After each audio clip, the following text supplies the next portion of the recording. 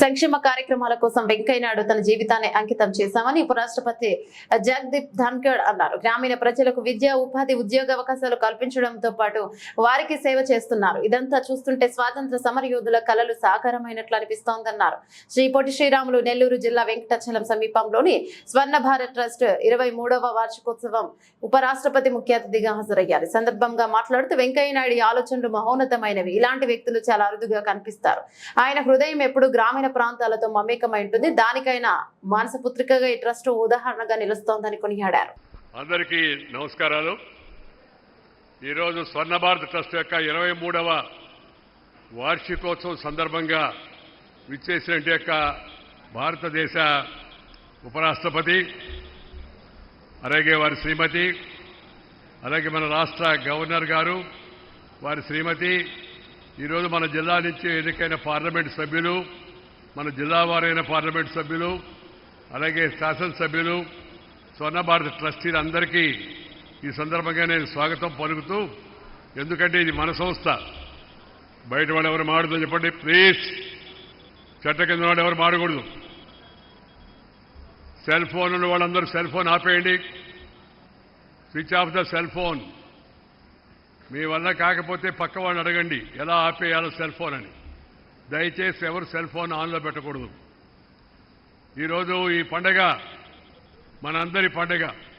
23 సంవత్సరాల కిందట శ్రీ లాలకృష్ణ అద్వానీ గారు, శ్రీ చంద్రబాబు నాయుడు గారు, శ్రీమతి సుష్మా స్వరాజ్, శ్రీ కీర్తిశేషులు రామోజీరావు గారు ప్రారంభించిన ఈ సంస్థ అంచెలంచెలుగా ఎదిగి ఇవాళ ఇక్కడ, అలాగే నెల్లూరులో, విజయవాడ ఆత్కూరులో, హైదరాబాద్లో ఉచ్చెంతల దగ్గర 3 కేంద్రాలుగా వందలాది మందిని, వేలాది మందిని శిక్షణ ఇచ్చి వాళ్ళని ఉద్యోగార్హులుగా చేస్తూ ఉంది. చాలా సంతోషం.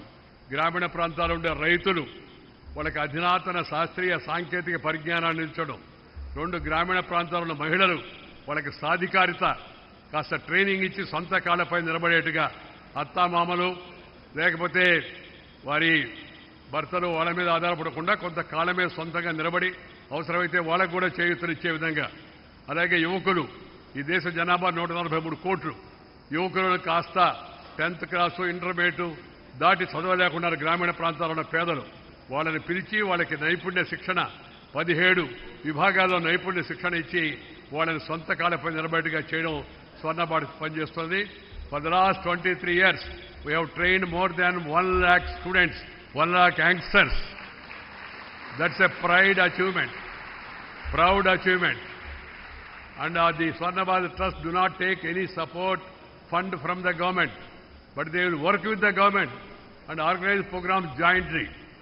Secondly, Swarna Bharat Trust do not allow any political speeches to be made. They invite politicians, but political speech should be apolitical.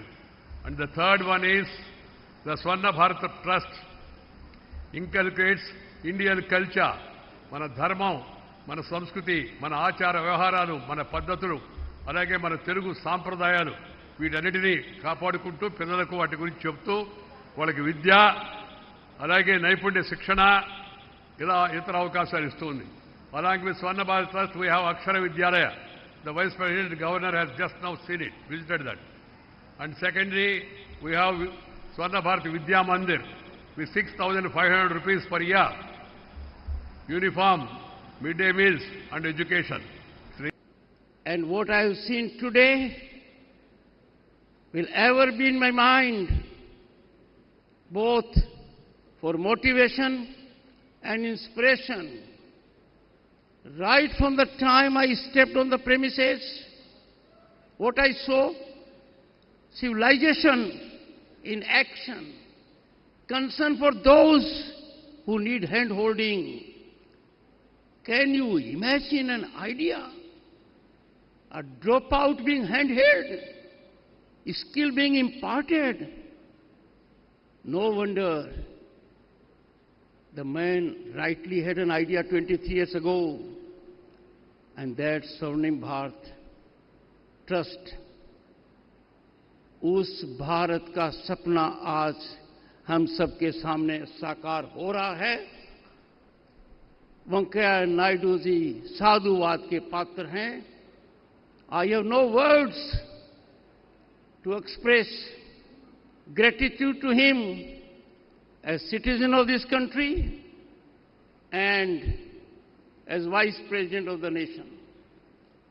Let me share it with you, a personal moment. I do not know about many people whom he may have mentored, but both the Speaker Lok Sabha and myself met together 25 years ago.